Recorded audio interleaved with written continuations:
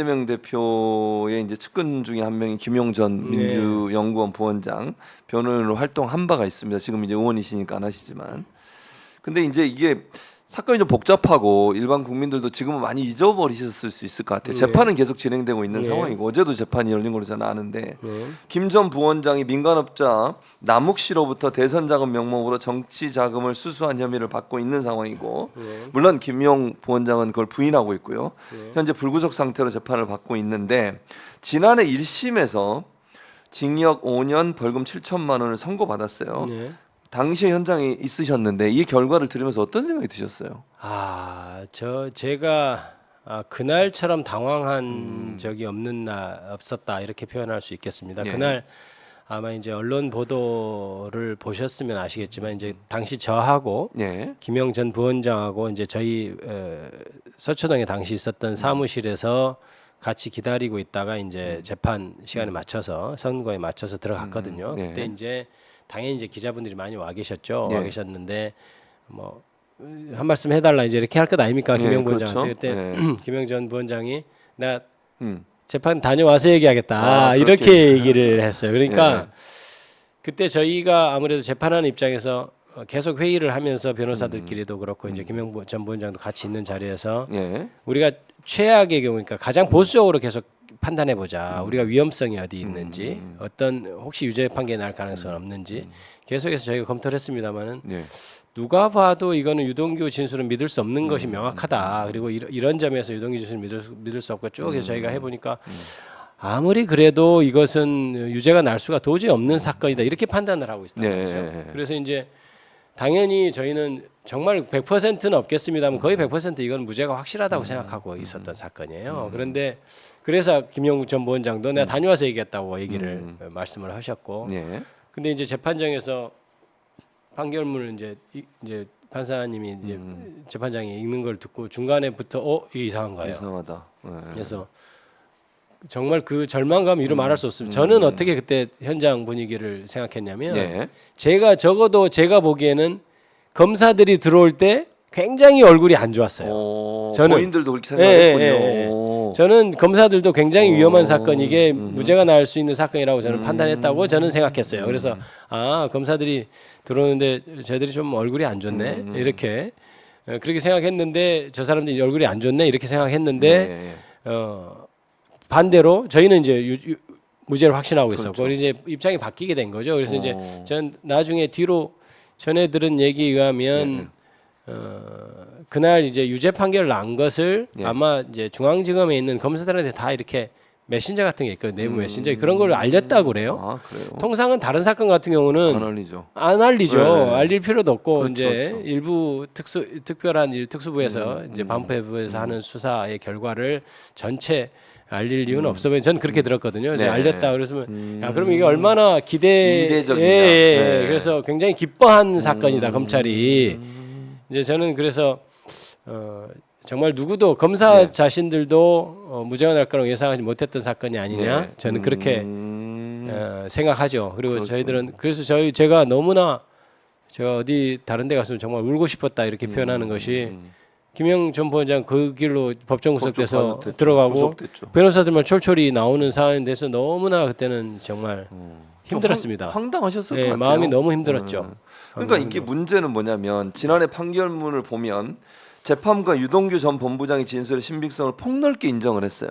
반면 김용 전 부원장의 알리바이 이건 믿기 어렵다 이렇게 해석을 한 거잖아요 지금. 근데 그게 좀 이해가 안 되는 거예요. 왜냐하면 유동규 본부장의 진술에 증거가 명확하게 있는 것도 아니고 김용 부원장 같은 경우는 뭐 그때는 모르겠지만 구글 뭐 기록 이런 거 있었잖아요. 스케줄 이런 부분이 있었는데 그건 또 인정 안 하고 이렇게 약간 좀 이게 제 표현입니다. 편파적인 게 아닌가 이런 느낌이 들었었는데. 참 그 말씀하시니까 좀 제가 하고 싶은 얘기가 참 많아지는데요. 그러니까 일단 이 사건은 저희가 기본적으로 유동규의 진술만이 유일한 증거인 사건이다라고 이렇게 규정을 했고 이제 재판 기록을 처음에 수사 기록을 복사를 해서 받아보지 않습니까? 그러면 굉장히 기록이 이제 두꺼워. 보통 특수부 이른바 특수부 반포 수사부에서 하는 사건은 기록이 두껍습니다. 그런데 대부분의 기록은 그 돈이 마련돼서 이제 루트를 정확히 아시겠지만 예. 뭐 이제 그저 남욱으로부터 예. 뭐 정민용, 예. 그다음에 유동규, 김용 이렇게 돈이 예. 전달됐다는 구조거든요. 예. 그런데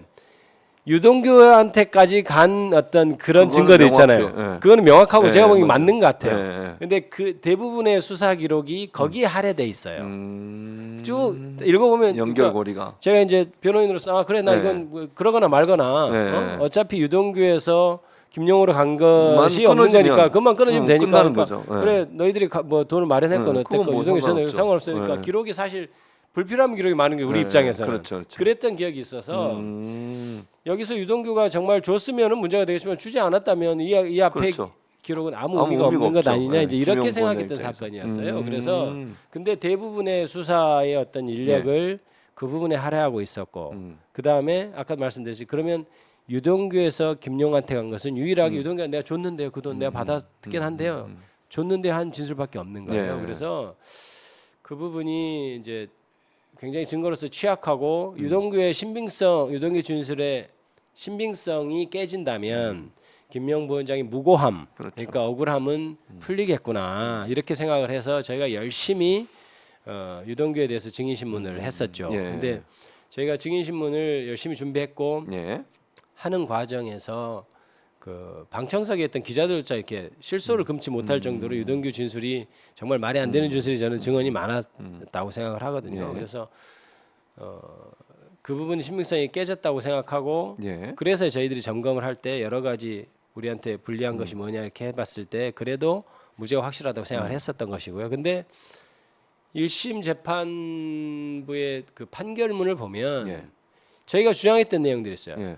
유동규는 이래서 믿을 수 없고 이래서 믿을 수 예를 들어서 이런 거죠. 자기가 예. 받은 뇌물을 다른 사람한테 전가할 필요성이 있기 때문에 자기가 받아서 남한테 줬다고 하는 겁니다. 그렇죠. 라부터 시작해서 네. 그다음에 유동규는 그때 돈에 씀씀이가 많았던 걸 보면 월급 가지고 쓸 수 없었다면 그 돈이 어떤 어디로 돈이 있겠습니까? 그렇죠. 이제 이런 류의 이제 반박이나 이런 것들을 하면서 예.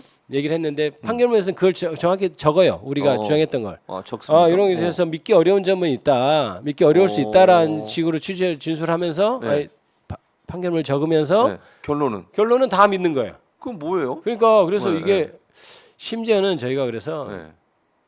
판결문을 받아보고 나서 제가 워낙 너무 황당해서 이거 이제 판결문에 대해서도 할 얘기가 많습니다만 네. 간단히 얘기 들으면 우리가 이렇게 주장했던 거에 대해서 판단이 안 이루어진 부분도 많고 네. 방금처럼 유동규는 이렇게 진술을 믿을 수 없다고 대전제로 믿을 수 없을 가능성 뭐 믿기 어려운 점이 있다라고 대전제를 하면서도 네.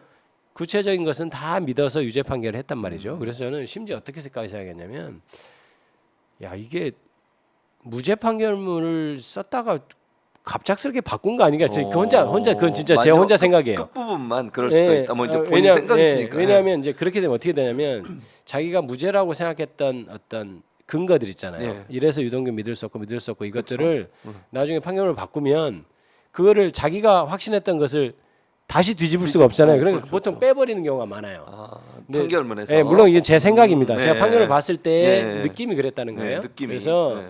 그래서 그만큼 판결문이 논리적으로도 엉성하고 그 다음에 변호인들이 주장했던 세세하게 주장했던 왜 유동규의 증언이 말이 안 되는지에 대해서 판단도 많이 누락이 돼 있고 네.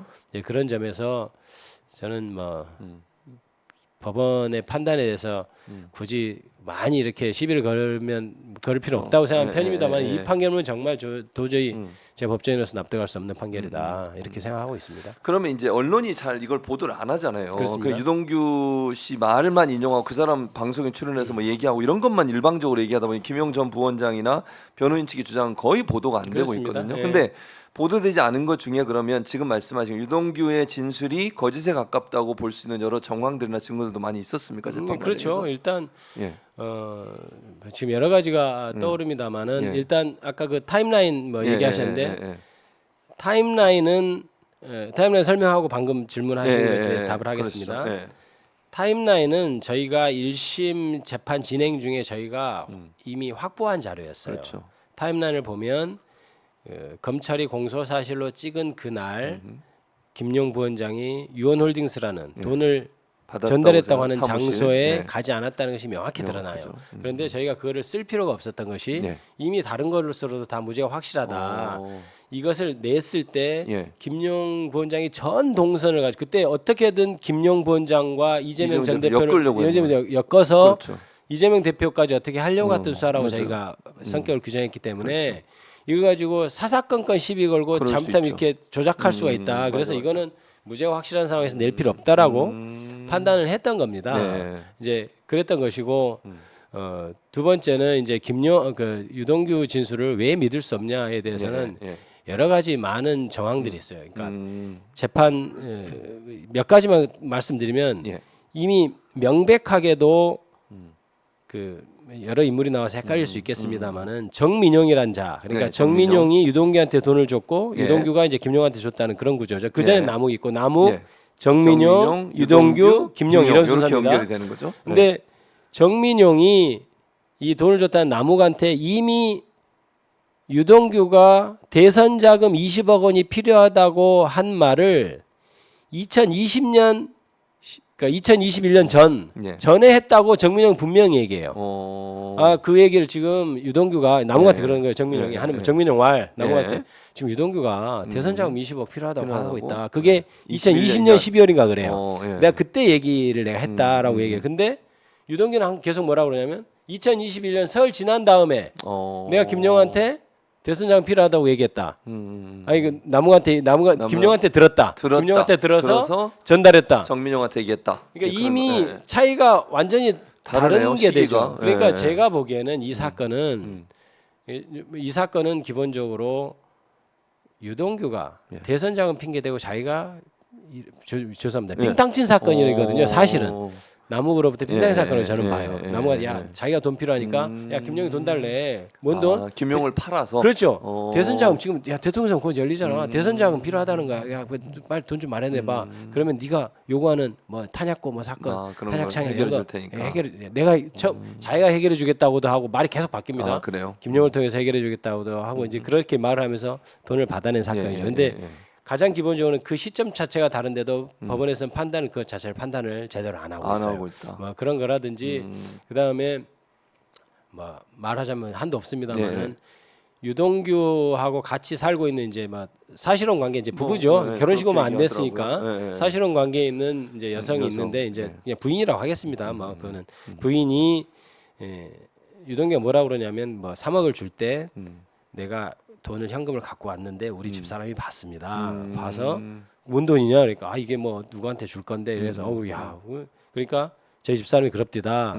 뭔 정치하는데 그렇게 돈이 들어가 뭐 이런 얘기까지 했습니다. 그때 당 그러니까 그때 당시 돈을 전달 받아서 곧 김용환이 주기 전에 내가 우리 집 아파트로 돈을 가져갔을 때 우리 집 사람이 그렇게 얘기했거든요. 이렇게 진술하는 부분이 있어요. 그러면 이제 그것을 확인하기 위해서 그 부인을 부릅니다. 그런 적 있냐? 그때도 없다고 그래요. 그런 얘기 한 적이 없다. 예. 그 여자분은.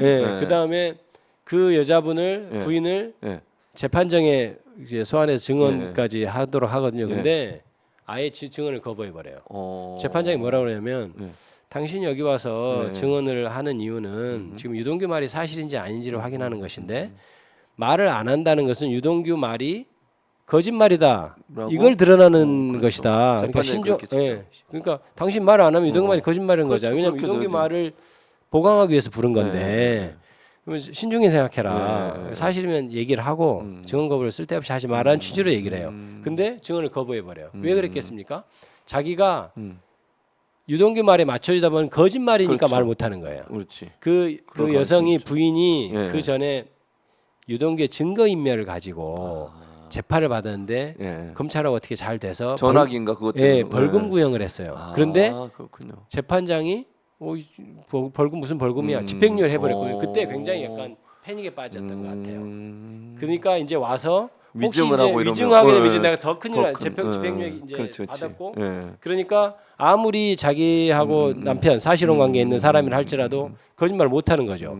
그런 여러 정황들을 보면 누가 봐도 유동규 말이 사실이 아니라는 걸 다 드러나는. 제가 지금 뭐 예를 들어 과장 대표는 100가지 중에 한 2가지 얘기한 것은 있는데 그런 정황들이 굉장히 많이 있습니다. 그래서 저는 아까도 말씀드렸듯이 이 사건은 김영 부원장이 돈을 받은 사실이 없는 사건이에요. 그렇죠. 없는 사건인데 유동규가 네. 아까도 얘기했듯이 자기가 쓸 돈을 김용 핑계 대고 이렇게 받아내서 받아내서 네. 나 김용 줬다라고 얘기한 사건입니다. 그러니까 아까도 얘기했듯이 그래서 예. 유동규 진술밖에 없다고 얘기하는 거고 이제 그 배경은 아마도 예. 예.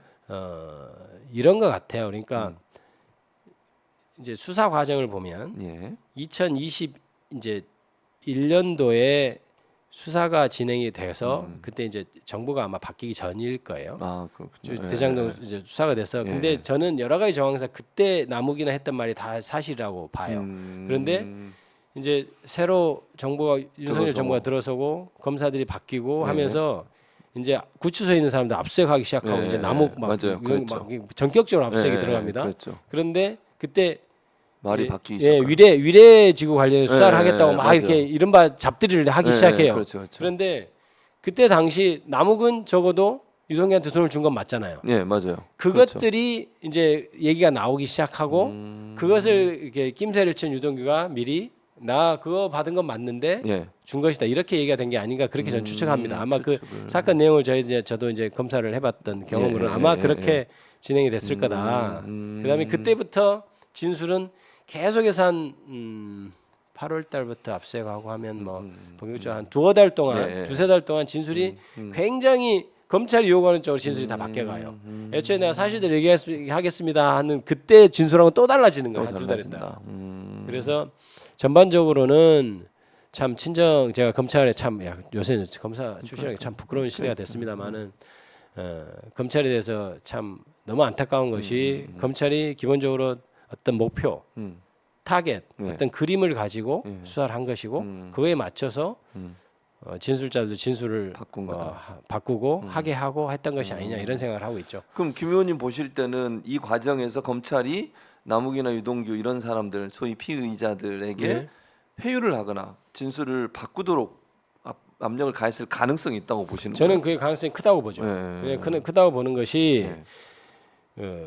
모르겠습니다. 검사들이 정말 내가 허위로 이걸 엮어야겠다고 생각하고 했는지 그것까지는 제가 확언할 수는 없지만 아니면 검사들도 뭐 이게 맞다고 생각하고 뭐 그랬을 검사가 수도 생긴 있죠. 그림이 있을 예, 거예요. 예, 보통 예. 수사를 하면 수사할 때, 애초에 특수라는 게 이렇게 그림이라는 것이 전체 사건의 예, 그림. 그림이 예, 있거든요. 예, 예. 그거에 맞춰서 수사를 하다 보면 진술하는 사람들도 아 검사가 어떤 그림을 원하는 거냐 본능적으로 눈치를 채게 돼요. 내가 아주 궁박한 처지에 있잖아요. 예, 그렇죠. 남욱도 더 여제 유례 사건이 터지면 진짜 큰일 난다고 생각하고 있고 그 다음에 내가 징역을 얼마 살지 모르지만 그 벌어놓은 돈은 내가 뭔가 이렇게 보호해야 될 그런 거고 상황. 유동규대로 자기가 경기 관광공사 사장할 때 받은 돈들이 다 뇌물로 되면 굉장히 어려움에 처해지고 이러면 기본적으로 사람이 심리가 검사가 뭘 원하지? 라고 하게 돼 있다고 저는 생각해요. 예, 예. 그러면 그것이 서로 누가 조작하고 이런 걸 제가 밝힐 수는 없어서 구체적으로 말은 못하지만 여러 가지 그 안에 작용들이 돼서 원하는 그림대로 가는 것이다. 저는 그렇게 생각하죠. 그렇게 그래서 이 사건도 그런 것이다. 그래서 김영부 원장은 예. 제가 개인적으로도 이제 변호사하면서 많이 이제 접촉하고 하잖아요. 예. 이제 이렇게 사람이 촉이랄까 이런 게 예, 있어요. 그런 게 있죠. 느낌. 예. 절대 돈을 받은 게 아니 돈을 받은 적이 없어요 이 사건은. 그러니까 너무 억울한 억울한 거지. 사건이에요. 그리고 아직까지도 물적 증거는 없는 거잖아요. 그렇죠. 아무것도 예, 없는 거죠. 예. 그냥 증언만 있는 거죠. 그렇습니다. 뭐 이제 타임라인은 오히려 아니라는 증거는 타임라인 뭐 좀 이따 얘기해도 되고 뭐 지금 얘기해도 되고 뭐 그렇습니다만 물어보시면 그때 얘기하겠습니다.